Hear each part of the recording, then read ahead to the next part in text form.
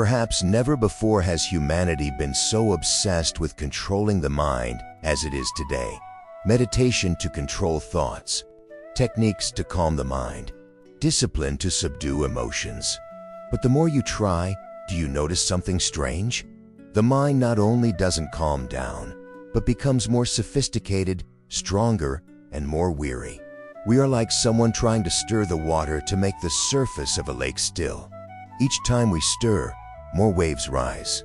And then, in frustration, we ask ourselves, why, after years of meditation, is my mind still restless? Why, despite understanding so many teachings, is my mind not at peace? Am I lacking discipline, willpower, or diligence? Ramana Maharshi would smile at these questions. He neither blames, judges, nor encourages the struggle against the mind. He simply posed a fundamental question that shattered all misguided efforts. Who is trying to control the mind? This question is not philosophical. It is a direct dissection of your experience. If you observe carefully, you will realize the one trying to control is a thought. The mind being controlled is also a collection of thoughts. One thought is trying to control other thoughts. This is the root of all failures in the journey to mental tranquility. Ramana Maharshi never taught, control the mind. He said, find the source of the mind, because when the source disappears, what arises from it does not need to be controlled. It naturally ceases. The true nature of the mind, why it's uncontrollable. The first thing Ramana Maharshi clarifies, and something few truly understand, is the mind is not an independent entity. You cannot control something that has no fixed essence. The mind is not something that already exists. It is a process, the emergence of thought, the continuation of memory, the repetition of cognitive habits. Where is the mind when there is no thought? Ramana Maharshi clearly states, the mind exists only in thought. Without thought, there is no mind. And the most paradoxical thing is, you use thought to try to control thought. You use the mind to try to control the mind. This is like using fire to put out fire, using wave to calm the ocean, not because you're not good enough, but because this approach is fundamentally wrong. Ramana Maharshi called the root of the mind I am pretty, the concept of I. As soon as the concept of I arises, I am thinking, I am meditating, I need to control my mind. At that very moment, the mind is already operating, and any subsequent attempts at control are merely subtle amplifications of the same illusion.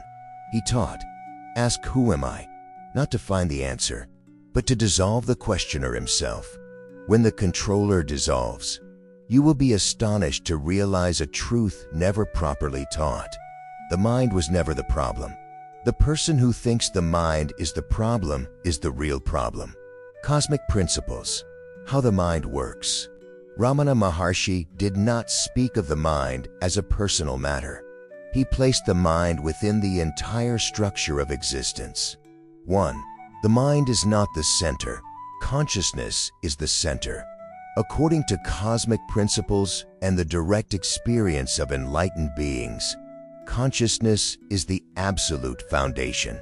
Everything else is merely a phenomenon arising within it. Consciousness is the immovable foundation.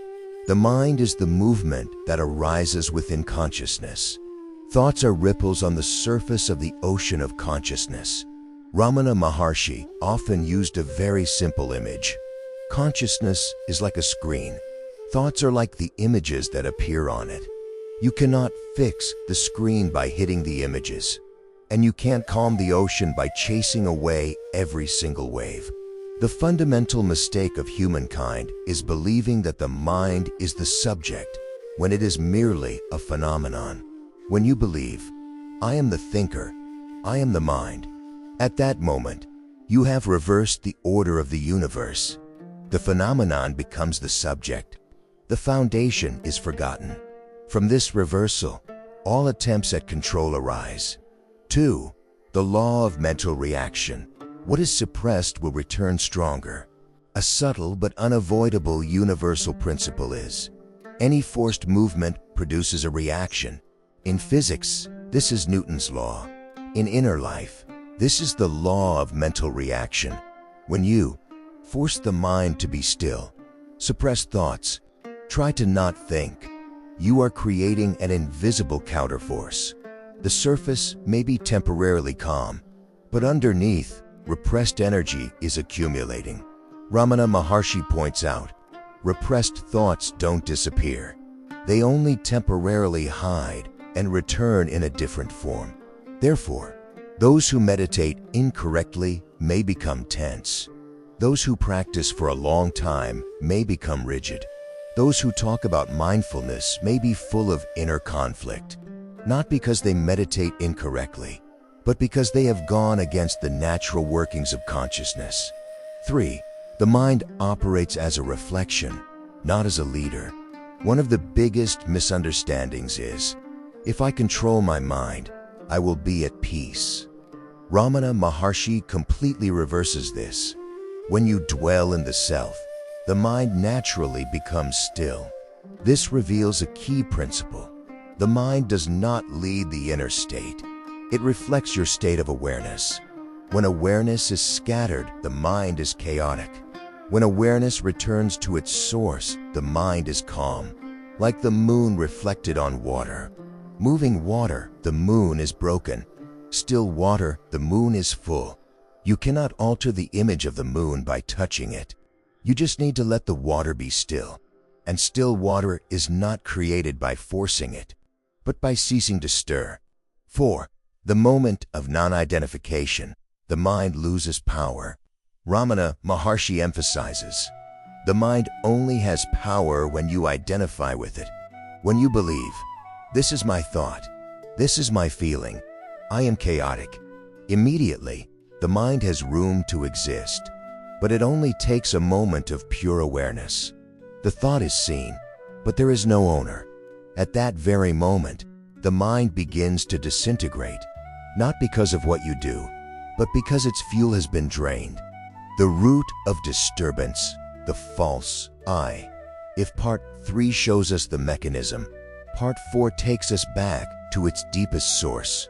Ramana Maharshi asserts without hesitation, there is only one problem with man, the erroneous notion of I. 1. The false I is not your true self. When speaking of the self, Ramana is not referring to the social personality. He is referring to the notion of I am the thinker. He calls it I am Vritti, the wave of I. This is the first thought from which all other thoughts arise. The sequence is always I appears, I think, I want control, I am disappointed. Without I, there is no chain. The important thing is, this I is not the self. It is just memory plus habit plus assimilation, like a shadow that thinks it is the real person. 2. Why is this false I always insecure? Because it has no real roots, does not exist independently, is completely dependent on thought. Everything without substance fears disappearing. Therefore, it needs control, it needs certainty, it needs security, and the mind becomes its survival tool. Ramana Maharshi bluntly stated, the false self exists thanks to movement. When the movement stops, it ceases to exist. Therefore, it never wants the mind to be completely still. Absolute silence is synonymous with its death. 3. The question, who am I? The gentle finishing blow. Ramana Maharshi did not teach to fight against the false self. He taught to look directly at it. When a thought arises, instead of analyzing it, suppressing it, chasing after it, he instructed, ask, for whom does this thought arise? The answer is always, for me. And the next question, a radical dissection. So who am I? Not to be answered intellectually, but to turn attention back to its source. When attention returns to the source, I is not found. The mind has nowhere to cling to, only silent presence remains. 4. When the false self vanishes, the cosmic order is restored. The moment of non-identification. No one in control. No things to control. The mind can. Active when needed. Be silent when not needed. No conflict. No tension. No resistance. Ramana Maharshi calls this state Sahaja Samadhi, natural abiding in the South. Not a state attained, but the inherent nature realized. Just do this, the only key. After all the analysis, perhaps a very natural expectation is arising within you. So what do I have to do? And it is here that Ramana Maharshi offers a teaching that is both starkly simple and sharply cutting through all the erroneous paths. 1. Don't control, return to inquiry. Ramana Maharshi clearly states, all methods are secondary. Inquiring into the self is the direct path. The only thing to do is not quiet the mind, stop thinking, reach a special state, but turn attention back to the person experiencing it. This is not an action of the mind. This is a reversal of awareness. Instead of the mind wandering, attention clinging to thought, you gently turn your attention back.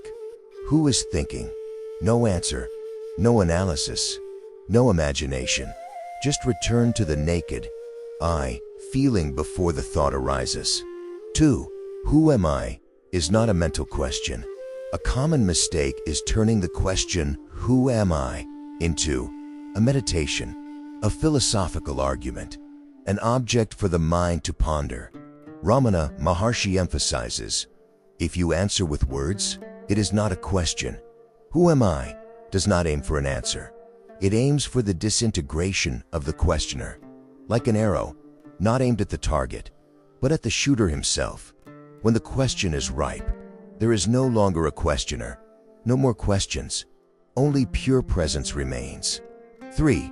Return to the source of thought. Every thought has a point of origin. Ramana Maharshi said, follow the thought to where it comes from. The thought appears. You don't chase it. You don't drive it away. You ask, where does it come from? Not to answer, but to turn your attention inward. When attention turns back to the source, the thought is not nourished. It dissolves naturally, without violence, without coercion, without conflict. 4. When the source disappears, the mind naturally ceases. Ramana Maharshi asserted, when I disappears, the mind has no dwelling place. This is very important. The mind is not killed. It loses its fuel. Like a fire without fuel, you don't need to do anything with the fire. Just stop adding fuel. And the fuel is assimilation, attachment, the belief that I am the thinker. When this belief collapses, silence is not a state, but its essence is revealed. A stable mind is not a goal. It is a consequence. One of the most subtle misunderstandings on the spiritual path is stability is the destination. Ramana Maharshi completely reverses this. Stability is not something to be achieved. It is a consequence of no longer searching. 1. Stability cannot be pursued. Anything that is pursued strengthens the pursuer. And the pursuer is a false I. When you say, I want stability, I want peace, immediately, I is strengthened. The mind continues to operate. Therefore, stability becomes a temporary state, coming and going. Ramana Maharshi says, that which comes and goes cannot be the self. True stillness doesn't come. It's always there, just hidden. 2. Living silence, not emptiness. Many people fear silence. They think silence is empty, apathy, loss of self. But Ramana Maharshi calls that state wise silence. It is not no life, no activity, but no conflict, no doer, no false center. The mind may still be active, but it does not take control, does not create suffering, does not create an ego. 3. When there is no longer a practitioner, an important sign of maturity, no longer the feeling of I am practicing. Action still occurs. Thinking when needed. Speak when necessary. Work when necessary. But there is no moner, controller, prider. Ramana Maharshi said, in the natural state, there is no meditator. There is only life living itself. For serenity is the essence, not an achievement. When you stop seeking serenity, serenity reveals itself, not as a feeling, but as an unchanging foundation. From that foundation, emotions may come and go, thoughts may arise and cease, but you are no longer swept along. Ramana Maharshi calls this absolute freedom, independent of state.